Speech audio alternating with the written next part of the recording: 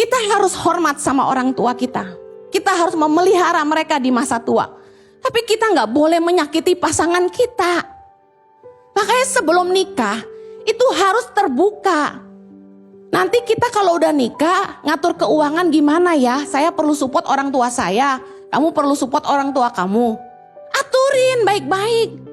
Jangan udah nikah, lu bantu keluarga mulu lu. Ribut-ribut, ngapain? Sepakati dulu.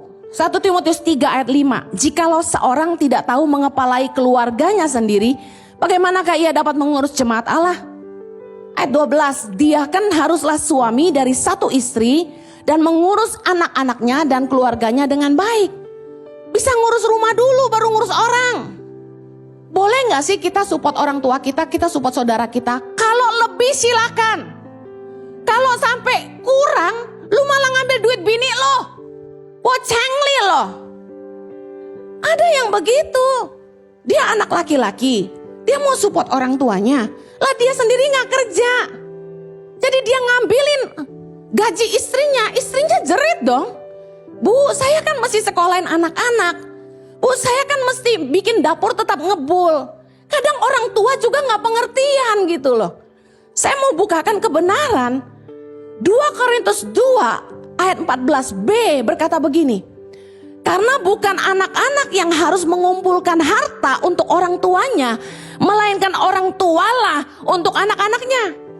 Seringkali orang tua melihat anak itu investasi di masa tua. Semua ini salah. Kita harus benahi pemikiran kita seperti firman Tuhan. Selama kita produktif, berinvestasilah supaya kita punya income pasif. Kita punya asuransi, kita punya dana pensiun. Supaya waktu kita tua gak nyusahin siapa-siapa. Kecuali mereka mesti ngubur kita, udah selesai. Kita sakit uang asuransi keluar. Kita mau kubur beli juga uang kita udah siapin. Amit-amit saya, kalau sampai sakit gak bakal ada yang tahu aja. Saya gak mau sampai saya hidup jadi berkat, mati bikin orang sengsara, gak mau. Kita harus hidup jadi berkat kan kata firman Tuhan. Jangan nyusahin orang. Tapi kalau anak-anak wajib memelihara orang tua mereka di masa tua, saya setuju. Tetapi bukan untuk kemewahan, tetapi untuk kebutuhan. Contoh, misalnya anaknya gak mampu, mesti bayar kontrakan orang tua, mesti support uang makan tiap bulan. Ya udah dong, orang tua tinggal di rumah anak aja. Kan tinggal ikut makan. Enggak, mama gak bisa gabung sama bini lu. Ya susah. Gak ada pengertiannya. Kalau anak kita kaya, puji Tuhan. Bisa bawa kita ke Eropa, beliin tas mahal, bangunin rumah mewah, haleluya. Tetapi kalau gak bisa, kita sebagai orang tua juga gak bisa ngasih harta, jangan jadi beban bikin anak-anak kita sengsara. Itu sih prinsip saya. Kalau nanti anak-anak saya udah besar, saya gak mau bikin mereka susah. Kewajiban anak kepada orang tua adalah membalas budi orang tua, memelihara mereka di masa tua. Itu berarti apa? Jangan sampai mereka gak bisa makan. Jangan sampai gak bisa berobat. 1 Timotius 5 ayat 4 bilang gini.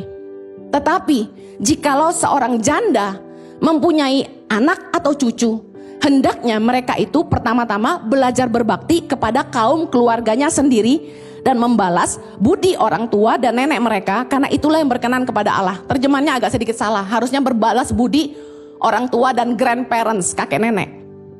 Nah, artinya apa? Kalau kita mau jadi berkat, jangan sungkan sama orang sampai ngorbanin keluarga.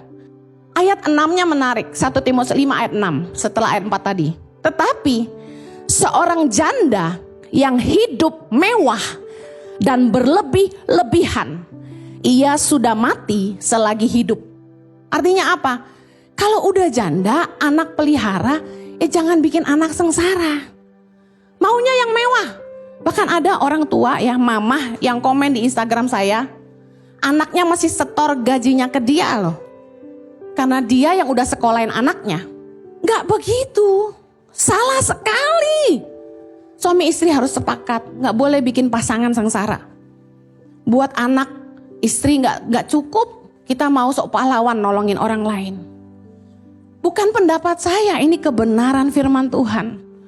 Sekali lagi, jangan sampai karena sungkan sama saudara, sama orang tua, keluarga sendiri sengsara.